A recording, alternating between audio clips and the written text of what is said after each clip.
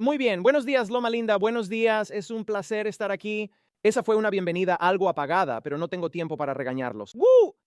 Solo quiero decir que si han estado asistiendo a las reuniones de la noche, realmente han sido excelentes. Y no lo digo solo porque yo haya participado en ellas, sino porque la presentación de anoche de Jeffrey fue simplemente fenomenal.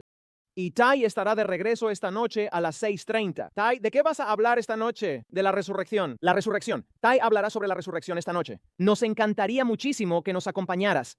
Mañana, Ty y yo estaremos aquí, a la misma hora y en el mismo lugar, pero estaremos enseñando en equipo la quinta y última presentación de esta serie de religión. Y les contaré un poco más sobre eso a medida que avancemos. Tenemos bastante información que quiero cubrir hoy, así que voy a meterme de lleno en esto y a recordarnos un poco de dónde venimos. Sería genial si este control funcionara. ¿Qué hiciste anoche, Ty, para que funcionara? Ahí está. Muy bien, así que nuestra presentación de ahora es una continuación de todo lo que ha sucedido hasta ahora. La primera presentación de Ty fue un ateísmo inteligente y luego mi presentación fue una fe inteligente. Luego Ty presentó Dios y el mal, que me pareció absolutamente magistral. Fue una exposición tan poderosa y persuasiva. Le dije eso a Ty repetidamente ayer, sobre Dios y el mal. Lo que vamos a hacer esta mañana es retomar esas 5 evidencias de las que hablaba en la parte 2, mientras seguimos construyendo un argumento positivo no solo para la existencia de Dios, sino también para la bondad de Dios. Y creo que la presentación de hoy les va a resultar realmente estimulante a nivel intelectual y estoy absolutamente emocionado con lo que vamos a estar hablando esta mañana. Hablamos brevemente sobre Isaías capítulo 1, versículo 18, donde Dios dice, venid y razonemos juntos. Algunas traducciones en inglés dicen, debatamos sobre el asunto, presenta tu caso, tengamos una conversación. Y estamos tratando de hacer justamente eso, interactuar y comprender el argumento racional, el argumento persuasivo que se puede presentar a favor de la existencia de Dios y de su bondad. Hemos estado avanzando a través de estas 5 palabras que básicamente son marcadores para un argumento. La última vez que estuvimos juntos, hablamos sobre la naturaleza del tiempo y analizamos el argumento cosmológico. Todo lo que comienza a existir tiene una causa. El universo comenzó a existir y por lo tanto tiene una causa y esa causa no puede haber sido causada a su vez por una causa anterior. Hablamos sobre la naturaleza de la vida y cómo la mejor explicación de la vida es que proviene de un ser viviente. Podemos afirmar, si queremos, se trata de una cuestión de fe, que la vida surgió de la materia y el movimiento y que la visión materialista del universo es verdadera. Eres libre de creer eso y muchas personas lo creen, pero se trata de una creencia que no requiere menos fe, yo diría que requiere más fe, que simplemente decir que Dios creó los cielos y la tierra. Así que nos adentraremos en los próximos 2 temas. Planeaba tratar los 3, mente, deber y amor, pero Ty y yo vamos a dejar para la sesión de mañana nuestra evidencia final, que es la evidencia del amor, que trataremos más adelante. Así que hablemos sobre la naturaleza de las mentes, la mente, ¿de acuerdo? La mejor explicación de la mente, esta es mi tesis aquí, la mejor explicación del origen y la existencia de lo que llamamos la mente o nuestra mente, nuestras mentes en general, es una mente, con M mayúscula. Sabemos, por supuesto, que la mente, sea lo que sea exactamente, está asentada en el cerebro, que existe una relación significativa entre el cerebro y la mente. No son sinónimos. El cerebro, por supuesto, es increíblemente complejo, compuesto por entre 100 y 200 mil millones de neuronas en un cerebro adulto. Con miles de conexiones por neurona y esta es una idea asombrosa que vamos a explorar en un momento, hay más conexiones neuronales potenciales en el cerebro humano que electrones en el universo. Los físicos y otros expertos nos dicen que la densidad atómica del universo indica que hay aproximadamente, y no sé cómo lo saben, pero lo saben, 10 elevado a 80 electrones en el universo. Ese es el número total de electrones en el universo conocido y, por supuesto, es un número increíblemente grande. Pero la complejidad dentro del cerebro humano adulto es aún mayor. Se nos dice que, considerando las posibles conexiones neuronales, rutas y estados cerebrales, existen unas 10 elevado a 121 conexiones o rutas únicas en el cerebro. Ayer llamé a mi buen amigo el Dr. Anthony Bosman, que es matemático, para asegurarme de que estaba entendiendo correctamente la relación que hay entre el tamaño del número 10 elevado a 80 y 10 elevado a 121, y básicamente esto es lo que me explicó. Intentaré decirlo correctamente. Lo llamé ayer para asegurarme de que lo estaba diciendo correctamente. La diferencia en el tamaño de esos números es la diferencia entre 121 y 80, y eso se ve así. Eso, por supuesto, sería 41. Esto significa que 10 elevado a 121 es 10 elevado a 41 veces más grande que 10 elevado a 80. Así que no es solo un número incomprensiblemente grande, sino un número más grande que la cantidad de electrones en el universo conocido, lo cual es, por supuesto, increíblemente grande. Así que podemos concluir con total seguridad, sin ninguna duda ni ambigüedad, que la cosa más compleja que conocemos en el universo es el cerebro humano, ¿cierto? El cerebro humano es fantástica e incomprensiblemente complejo, y esto nos lleva directamente a algo que en filosofía se conoce como el problema mente-cuerpo. En algún momento sabemos que esta increíble complejidad, complejidad neurológica, complejidad fisiológica, que conforma el cerebro humano da lugar a la mente. La mente está asentada en el cerebro, pero no es idéntica al cerebro. Y sabemos, por ejemplo, que un cerebro se puede pesar, se puede medir. Conocemos su tamaño aproximado, su volumen. Nosotros, todo esto está bien y es correcto, pero la mente es algo diferente. Y no solo es algo diferente, es un tipo diferente de cosa. Y el problema mente-cuerpo en la filosofía intenta entender ese puente, o, si usamos un pequeño juego de palabras, quiere entender esa sinapsis entre el cerebro y la mente. ¿Qué es la mente exactamente? Un neurocirujano hábil y experimentado podría entrar en el cerebro humano para realizar una variedad de operaciones, pero ese neurocirujano nunca sabría quién es tu amor platónico famoso. El neurocirujano no sabría cuáles son tus contraseñas. Tendría acceso a tu cerebro, pero no a tu mente. Tu mente es quién eres. Es tu sentido de identidad, es tu sentido del yo, son tus esperanzas, tus sueños, tus miedos, tu ansiedad. Así que sabemos que existe una interfaz entre la mente y el cerebro, pero la naturaleza de esa interfaz no se comprende. Es un problema filosófico, no meramente un problema médico. Y volviendo a Plantinga, a quien cité en mi primera presentación, esta es una idea bastante compleja, pero voy a respetar su inteligencia porque muchos de ustedes son mucho más inteligentes que yo, especialmente en este campo. Así que necesito que ustedes, y sé que reciben mucha información compleja y difícil de comprender en sus diversas y variadas clases, esta es una gran idea. Así que simplemente voy a respetar su inteligencia y voy a pensar que pueden seguir el argumento que está planteando Plantinga. Esto es lo que él dice. De nuevo, esto viene de su libro ¿Dónde está el conflicto real? Él dice, según el materialismo, es decir, que el universo es solo materia en movimiento, según el materialismo, las propiedades mentales están determinadas por propiedades físicas. Y de hecho, según el materialismo reduccionista, que sostiene que todo lo que existe es materia, las propiedades mentales son simplemente propiedades físicas. Y luego presenta un argumento realmente convincente. Él dice, a medida que ascendemos en la escala evolutiva, encontramos estructuras neuronales con una complejidad cada vez mayor. Bien, esto es fácil de entender y formular mentalmente. Dice, cerca de un extremo de la escala encontramos bacterias. Se puede presumir que no tienen creencias. Estamos observando las estructuras neuronales y dice, si vas al extremo de la escala, a las bacterias, se puede presumir que éstas no creen en nada, no tienen preferencias, ni sueños, ni esperanzas. Quizás sí las tengan, pero se presume que no. En el otro extremo de la escala están los seres humanos, nosotros, que poseemos un repertorio rico y variado de creencias y cuyos cerebros contienen muchos miles de millones de neuronas conectadas de formas complejas y múltiples, de modo que el número de estados cerebrales posibles y diferentes es más que astronómico. Ese es el punto que mencionábamos antes, que es asombrosamente, incomprensiblemente complejo. Ahora es cuando él llega al meollo de su argumento. Y la idea es que a medida que uno asciende en la escala evolutiva, al atravesar estructuras neuronales cada vez más complejas, en cierto punto, él dice, surge algo que podemos llamar propiamente una creencia, algo que es verdadero o falso. En un cierto nivel de complejidad, estas estructuras neuronales comienzan a reflejar creencias, comienzan a mostrar contenido de creencia. Y la pregunta que quiero plantear es esta. ¿Cuál es la probabilidad, dado el evolucionismo y el naturalismo, de que el contenido que surge de esta manera sea en realidad verdadero? Él plantea otra pregunta. En particular, ¿cuál es la probabilidad, dado el naturalismo y la evolución, de que el contenido asociado a nuestras estructuras neuronales sea verdadero? ¿Cuál es la probabilidad, dado el naturalismo y la evolución, de que nuestras facultades cognitivas sean fiables y, por lo tanto, produzcan en su mayoría creencias verdaderas? La respuesta implícita es que no tenemos razón para creer, dado el evolucionismo y el naturalismo, que deberíamos confiar en nuestras propias facultades cognitivas, ya que esa racionalidad desaparece y se convierte simplemente en el parloteo, en la activación de sinapsis en nuestro cerebro.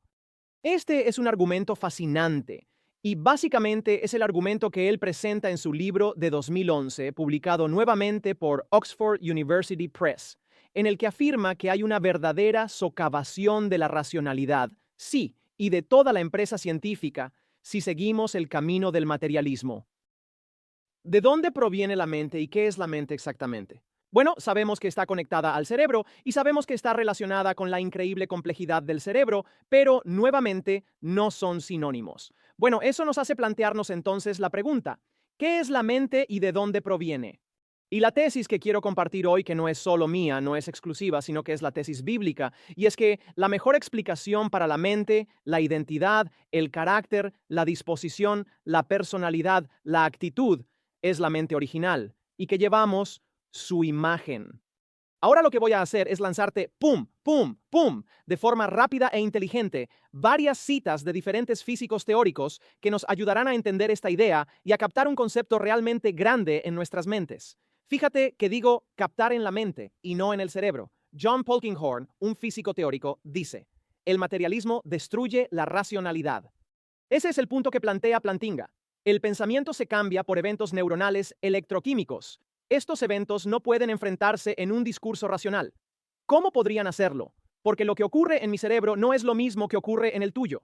¿Cómo puede haber una interacción o discurso racional si todo se reduce a eventos neuronales? No pueden ser correctos ni tampoco incorrectos, simplemente ocurren. El propio acto de afirmar algo, dice Polkinghorne, para un reduccionista no es más que destellos en el cerebro. El mundo del razonamiento se disuelve en el absurdo parloteo de sinapsis disparándose. Sinceramente, dice, eso no puede ser correcto, y ninguno de nosotros lo cree realmente.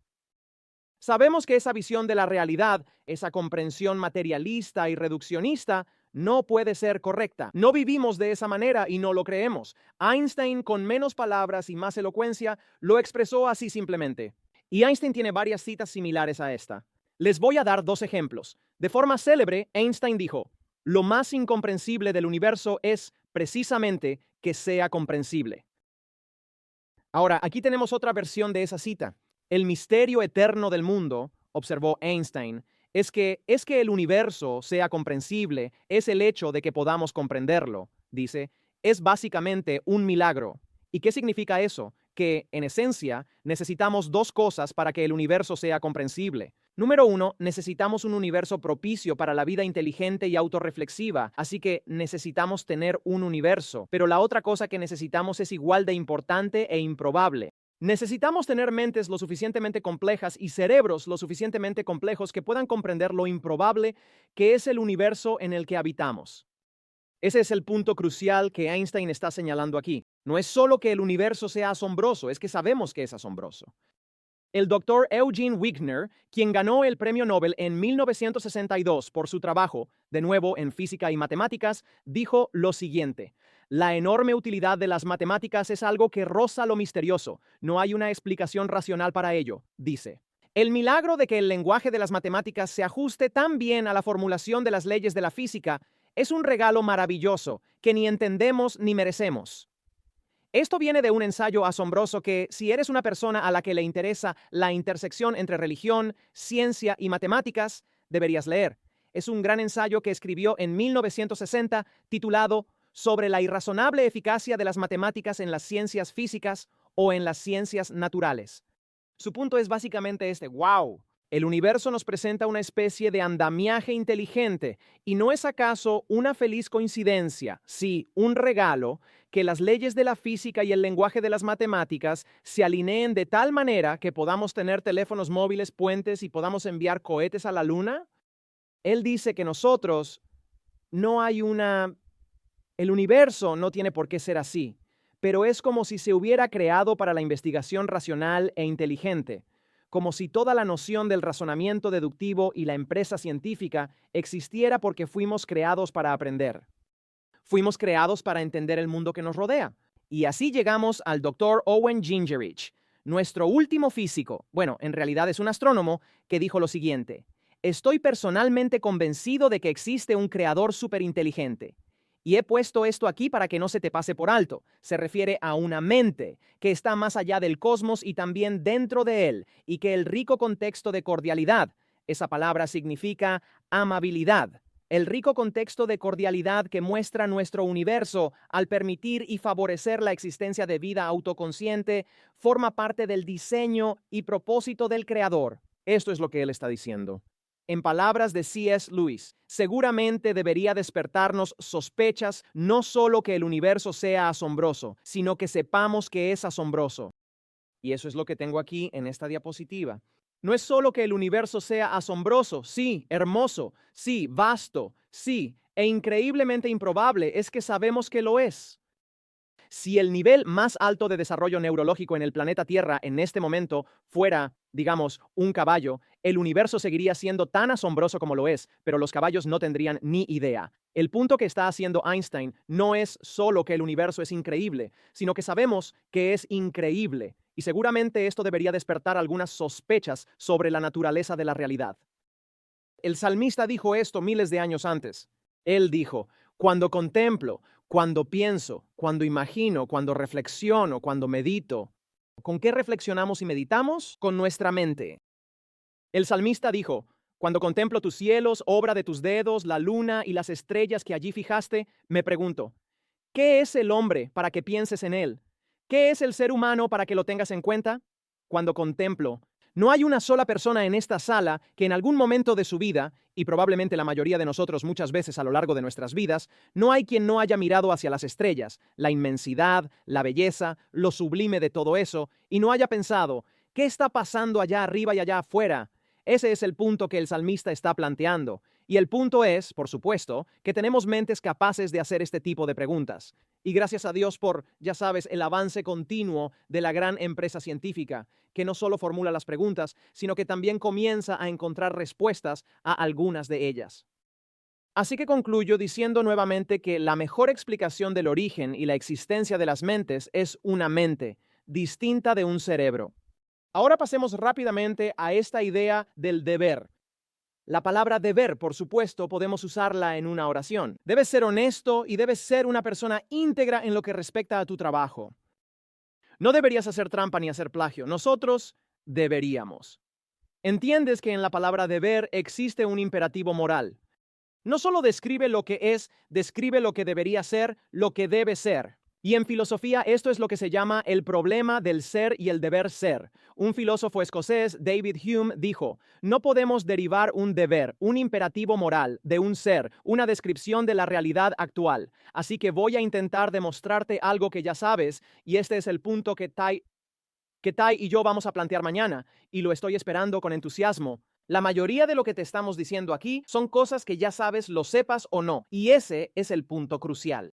En su asombroso libro, Los hermanos Karamazov, Fyodor Dostoyevsky pone estas palabras en boca de uno de los protagonistas principales del libro, Dmitri Karamazov: si Dios no existe, todo está permitido. Precisamente correcto, porque si no hay un ancla trascendental para la moralidad, para el deber ser, entonces todo está permitido. ¿Y quién puede decir que una cosa es mejor que otra o que una cosa es superior a otra? En la Biblia encontramos este lenguaje. Levítico, capítulo 11, versículo 45, Dios dice: sean santos porque yo soy santo. Y quiero centrarme en la palabra que he puesto aquí en azul. ¿Por qué? La invitación que Dios nos hace aquí es que actuemos como Él, que nos comportemos como Él. La palabra santidad que ves aquí, por supuesto, significa muchas cosas diferentes. Diferencia. Proviene de la palabra hebrea kodesh, pero para nuestro propósito significa comportarse de manera moralmente recta y virtuosa. Y Dios dice: fuiste creado a mi imagen, fuiste forjado a mi imagen. Deberías ser como yo. Eres mi hijo, eres mi hija. Así que compórtate como yo, piensa como yo y vive como yo. Levítico capítulo 19, versículo 18. Ama a tu prójimo como a ti mismo, yo soy el Señor. Compórtate así, porque, de nuevo, existe un ancla trascendental que nos conecta con la realidad tal como realmente es. Por eso llamamos a la serie Religión. Así es como es el universo. Ahora, quiero decir nuevamente aquí, muy brevemente, que ninguno de estos argumentos, el tiempo, la vida, la mente, el deber, es concluyente por sí solo. Incluso en conjunto, el argumento compuesto no es concluyente. Creo que son altamente sugerentes y para mí rozan lo verdaderamente persuasivo. Pero mañana Ty y yo presentaremos una serie de argumentos que culminan en un gran argumento que es realmente concluyente. Concluyente. En otras palabras, no solo una creencia basada en evidencia, sino en conocimiento. Puedes saber algo y compartiremos ese algo contigo en el siguiente tema. Así que estos argumentos son sugerentes y persuasivos. En el último tema veremos lo concluyente. Parte de llevar la imagen de Dios, como mencionó Ty en la parte 3, es nuestro llamado a aumentar el amor, la misericordia y la alegría y disminuir el mal, la crueldad y el dolor. Es probable que tú creas eso.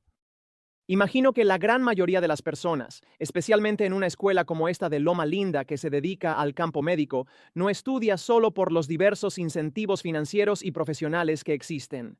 ¿Quieres ayudar a las personas? ¿Me equivoco o tengo razón? ¿Quieres disminuir el dolor? ¿Quieres disminuir el sufrimiento? ¿Quieres aumentar la vida y la felicidad? Exactamente. Y al hacerlo, estás reflejando la imagen de Dios. No nos encontramos en este mundo solo para caminar alegremente por él de forma egoísta, construyendo nuestro propio imperio y nuestra propia, ya sabes, colección de significado. No, estamos aquí para bendecir a los demás, para llevar la imagen de Dios en esta misión particular. Jesús dijo esto en Mateo capítulo 22, ama al Señor tu Dios con todo tu corazón, con todo tu ser y con toda tu mente. Este es el primero y el más importante de los mandamientos. Y el segundo es semejante a este. Jesús dijo, ama a tu prójimo como a ti mismo. Y luego Jesús dijo esto en relación con la estructura moral del universo. De estos dos mandamientos dependen toda la ley y los profetas. Y los dos mandamientos son amar. Fuiste creado para amar y ser amado. En nuestros 5 puntos, mis 5 argumentos que presento aquí, tiempo, vida, mente, deber, amor, el amor es nuestro quinto y último argumento que abordaremos en la parte 5 y que es una tentación que les lanzo. Estoy tratando de abrirles un poco el apetito. Todos estos argumentos son, creo yo, persuasivos. El argumento de mañana será concluyente. Podrías salir de aquí mañana sabiendo algo que ahora no sabes, algo que podría cambiar por completo el rumbo y la dirección de tu vida. Muy bien, dejaré de promocionar la parte 5. Vamos a concluir. Así que Lewis nos presenta un escenario que algunos de nosotros en esta sala quizás hayamos enfrentado en la realidad y que todos nosotros hemos pensado alguna vez. Él dice, supongamos que escuchas el grito pidiendo ayuda de un hombre que está en peligro. Oyes a alguien gritando, ¡ayuda! ¡Ayuda! Luis observa, probablemente tengas 2 deseos cuando escuches ese grito sincero de ayuda. Uno es el deseo de ayudar, ¿cierto? Esa será tu reacción instintiva y automática. Como, oh, hay alguien que necesita ayuda, yo debería ayudar. Él dice, esa es la primera reacción que sentirás. La otra será un deseo de mantenerte fuera de peligro. Ahora sigue su argumento aquí, es muy interesante. Él dice, pero encontrarás dentro de ti, además de estos 2 impulsos, el impulso de ayudar y el impulso de evitar el peligro, una tercera cosa que te dice que, ¿cuál es esa palabra justo ahí? Deberías. Ocurrirá una tercera cosa cuando tengas la oportunidad de ayudar y la capacidad de hacerlo. Algo dentro de ti te dirá que deberías seguir el impulso de ayudar y suprimir el impulso de huir. Ahora, observa lo que él dice aquí. Esto es brillante. Ahora bien, esta cosa que juzga entre 2 instintos, que decide cuál debe ser alentado, no puede ser en sí misma ninguno de esos 2 impulsos. Sería como decir que la partitura que te indica en un momento dado qué nota tocar en el piano y cuál no, es en sí misma una de las notas del teclado. Él dice, no, no, no, no. La ley moral nos dice la melodía que debemos tocar. Nuestros instintos son las teclas. Sabemos cuál es la acción correcta en una situación determinada. Hacerlo o no depende de nosotros. No estamos obligados, no estamos determinados. No es necesario, estrictamente hablando, que lo hagamos. Pero cada uno de nosotros en esta sala conoce el impulso moral desde adentro. No necesitas que un predicador te lo diga. No necesitas que un maestro te lo diga. No necesitas a C.S. Lewis ni a un filósofo para que te diga que todos hemos sentido el impulso moral de comportarnos de cierta manera cuando se nos presentan dos opciones: la opción de ayudar y asistir o la opción de no meterse en problemas. Ahora, teniendo eso en mente, quiero contarles algo que ocurrió el 2 de agosto de 2005. El vuelo 358 de Air France estaba aterrizando en el Aeropuerto Internacional Pearson de Toronto, y debido a la lluvia y otros factores, el avión se salió de la pista, salió por el extremo de la pista y se incendió enseguida. Esto ocurrió, como pueden ver en esta foto aquí, justo al lado de una carretera principal en Toronto. Pueden ver que el avión se estrella aquí y ocurrió muy cerca. Déjenme volver una diapositiva aquí. Así que pueden ver aquí lo cerca que están las personas del vuelo, de este accidente. Había 309 personas a bordo y casi de inmediato aparecieron las llamas. Ahora, esto es lo asombroso. Y en lugar de simplemente contarles lo que pasó, voy a leerles lo que ocurrió según un periodista que escribió en un periódico. Los testimonios de los testigos presenciales varían. Los testimonios de los testigos presenciales varían. Se dice que algunas personas entraron en pánico, otras se mantuvieron calmadas. Es dentro del avión. Los conductores de motos se detuvieron al costado del camino y corrieron hacia el jet en llamas. Bien. Nadie en su sano juicio correría hacia un jet en llamas por diversión o por curiosidad o... No. Solo una cosa te impulsaría a correr hacia un jet en llamas, y es el impulso, como lo describió Lewis, de hacer lo que debes hacer, lo que sabes que deberías hacer y lo que es correcto hacer. Docenas de automovilistas corrieron hacia el jet en llamas para ayudar a cualquier sobreviviente. Imagina que estás en la autopista. De repente ves que un avión se aproxima, estás conduciendo, se sale de la pista y estalla en llamas. Dices, oh, no tengo tiempo, tengo que llegar a mi reunión. No, la gente se detuvo. Se detuvieron, salieron corriendo de sus autos y corrieron hacia el jet en llamas. Muchos testigos presenciales confirmaron esto. De las 8 salidas de emergencia, 2 se consideraron inseguras y en una tercera y una cuarta, los toboganes no funcionaron. No obstante, en una situación caótica, cientos de desconocidos se coordinaron para la evacuación en un espacio reducido a través de 4 salidas en menos de un par de minutos antes de que el Airbus fuera consumido por las llamas, y las 309 personas que estaban a bordo sobrevivieron. Ahora, aquí está mi pregunta. Podemos adoptar la perspectiva de Yuval Harari que Tai citó ayer, o la de Richard Dawkins o cualquier otro, y podemos hacernos la pregunta: ¿son estas personas héroes o no? Verán, el mundo en el que yo vivo y el mundo en el que creo que ustedes viven, y creo que lo saben, es aquel en el que cualquier persona que a propósito y voluntariamente arriesgue su vida por otra, esa persona es un héroe. Esa es la verdadera definición del amor. Jesús dijo: nadie tiene mayor amor que este, que uno dé su vida por sus amigos. Esto no es simplemente una peculiaridad de la evolución del cerebro, ya saben, mediante la cual intentamos preservar a aquellos que se parecen a nosotros. Ustedes sabrían que las probabilidades de conocer a alguien en un avión cualquiera son increíblemente bajas, así que no estás actuando allí para salvar a tu tía, tu tío o tus hijos. No conoces a estas personas. Y sin embargo, existe en ti el deseo de hacer por ellos lo que te gustaría que hicieran por ti si estuvieras en esa situación. Y eso es lo que dice Lewis. Lo primero que hay que tener claro sobre la moralidad cristiana o la moralidad bíblica es que en este aspecto, Cristo no vino a enseñar una moralidad completamente nueva. Jesús no nos enseñó nada que no supiéramos ya. La regla de oro del Nuevo Testamento: haz a los demás lo que te gustaría que hicieran contigo, es un resumen de lo que, en el fondo, todos siempre han sabido que es correcto. Sabemos que eso es lo correcto. Sabemos que está incorporado en la estructura moral. Y el andamiaje del universo es ese sentido del deber. El sentido del deber. Bueno, en un mundo materialista, ¿de dónde proviene ese sentido del deber? Pues no tiene un lugar de origen, no tienes ningún deber, ni siquiera tienes una mente. Todo lo que puedes obtener en un mundo materialista es un cerebro, y un cerebro no da lugar a toda la gran y gloriosa belleza, majestad y maravilla que vemos en el mundo que nos rodea. Así que, al comenzar a darle forma a nuestro complejo caso, Nuestro caso, en favor de la bondad y la existencia de Dios, hemos hablado sobre los temas del tiempo, la vida, la mente, el deber, todos los cuales son, creo yo, sumamente persuasivos. Pero en la parte 5 presentaremos un argumento, una serie. En realidad será un solo argumento en 4 partes, que no será solo persuasivo, sino concluyente. Espero que nos acompañes. Oremos. Padre Celestial, bendícenos mientras avanzamos a lo largo del día.